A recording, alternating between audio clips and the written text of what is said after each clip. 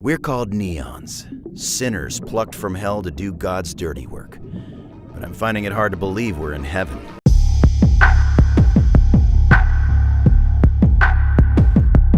Neon White.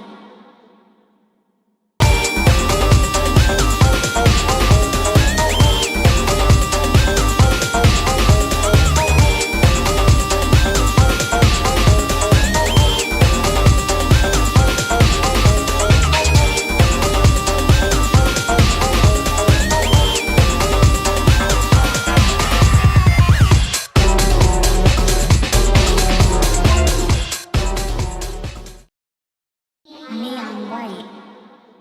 Neon White was developed by small indie studio Angel Matrix, with its lead designer being Ben Esposito. Ben is an independent game developer best known for his work on the games Donut County and Tattletale. Esposito started development on Neon White in 2018, with the idea of creating a fast-paced action game with a unique visual style.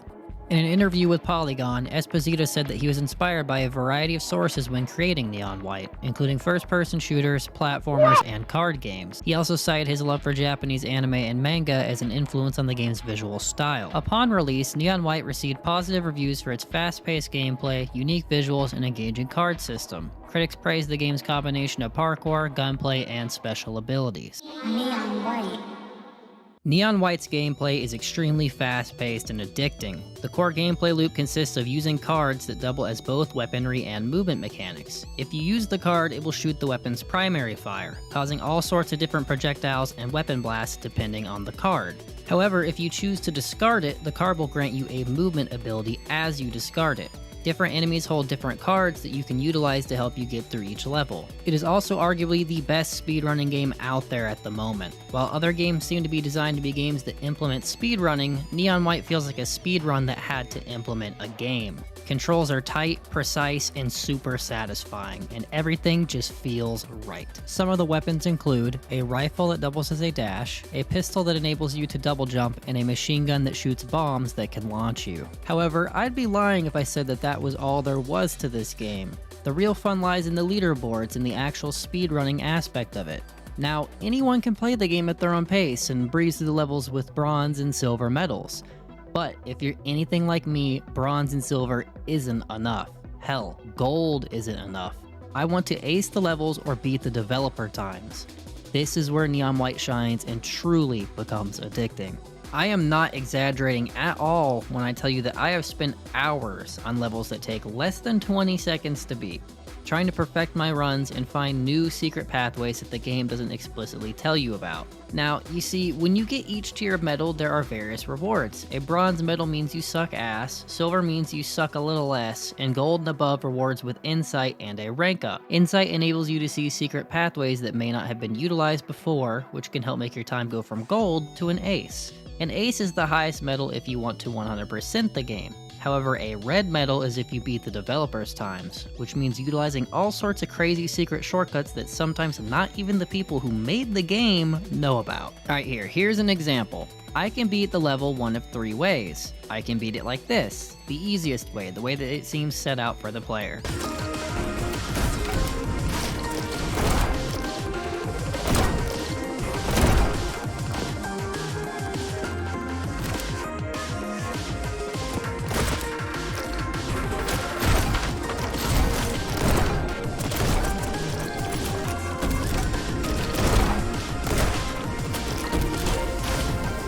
I can beat it this way, a little bit of a shortcut enabling me to get a better time.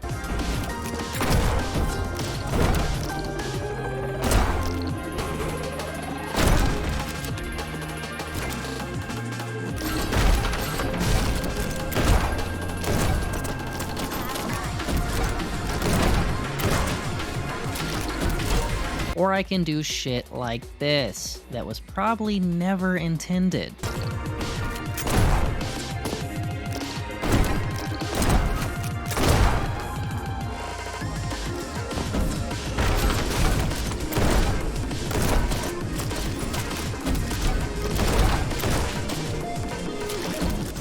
That is why this game is so addicting. I am not lying when I say I haven't had a game hold my focus and lock me in this heavily in over 7 years. I've been addicted to games, sure, but not actively trying to beat every level with an ace and 100% a game in the first few days of owning it. It's also really cool just to see how innovative people are with how they beat the levels. It's one of my favorite parts of these types of games. Neon White. The story in Neon White is simple. The player takes on the role of Neon White, an assassin who has recently been killed somehow. Before he can face judgment and pay for his sins in hell, he is plucked up by angels to do God's dirty work in exchange for his chance to go to heaven, i.e. killing demons that have somehow ended up in the pearly gates. In doing so, he will be competing with other assassins for a chance to win the mechanical halo, which will allow the recipient to remain in heaven. However, there is one issue plaguing White. He has seemingly lost all his memories and has amnesia after dying. The top neons he is competing with seem all too familiar, and he has to piece together his memories by competing against them and learning who they are through various different side quests and gift gathering. The story is told through cutscenes and visual novel-esque gameplay, which I'm honestly a fan of. It does a good job of breaking the pace of the game when it needs to, and the juxtaposition between slow pace of a visual novel and speedrunning game doesn't feel jarring here. It feels pretty solid and well executed. It's enough motivation to keep you progressing through the levels without being overly complex, and it still gives you an end goal.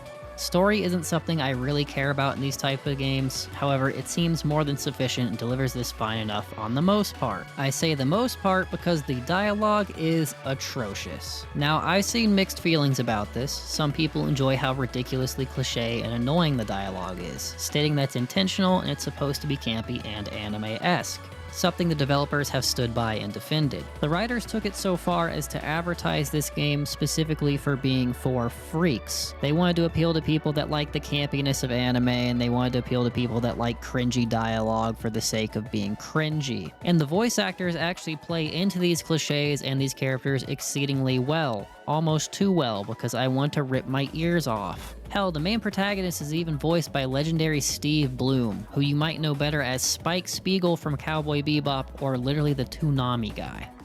As above, so below. Why do they need assassins in heaven? To do someone's dirty work. It's trying to be self-aware and circle back around to being funny, and for a lot of people, they do find it entertaining. However, I am not one of those people. I find neon yellow and neon purple to sound more excruciating than nails on chalkboard. You're so lucky you don't have big boobs, White. They get it the worst. You are my Sasuke, man. The darkness to my light. Neon White. I am happy to say, however, that playing with the dialogue on mute isn't just so you don't have to hear the characters. It's also for being able to especially hear the absolute masterpiece of a soundtrack this game has. The soundtrack may as well be worth the price of the game alone. It may as well be a Machine Girl album with a game as a bonus. Each track is masterfully selected to fit the theme of the levels and keep your heart rate pumping and add a sense of urgency as needed.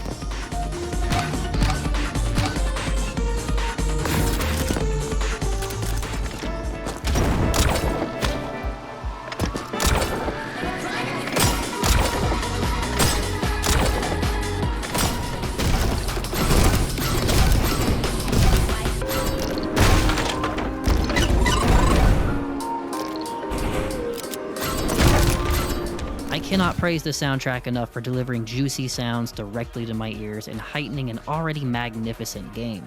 Seriously, Machine Girl has been the artist for every song you've heard in this video thus far, and I will be linking them and the OST for this game down below because it's just so damn good. I don't know what it is with indie games and having some of the best soundtracks of any medium ever, but they just keep delivering, dude. Neon White. Alright, so we've reached the end of this video. In my opinion, I think Neon White is a definite must-play if you haven't played it yet. Yes, the dialogue is a little iffy, but just because I didn't like it doesn't mean that you won't. The general consensus from a lot of my friends is that they hate the dialogue, but I've seen a lot of people that love it for being really cheesy, so if you like really dumb things, you'll probably like it. The story is more than sufficient, it's interesting enough to keep you engaged, and it's more than I could ask for this type of game. I typically don't really care about the story in speedrunning games, and the goal could have been to grab the magical ball sack from hell, and it wouldn't detract from the experience at all. But the biggest reason to play this game is the gameplay, hands down. The gameplay is so intuitive, the levels are so well designed and easy to read. and the power-ups are all easy to understand and make the game an absolute blast for anyone that's new or old to the genre. Overall, I would say definitely pick up this game. It's on sale right now as of this video, so if you haven't played it, now is the perfect time to get it. And even so, I wouldn't regret buying it for full price because this game is absolutely phenomenal and the devs deserve all the support we can give them. Also, Partia, you'll probably like this game. Everyone comment down below Partia, go play this game.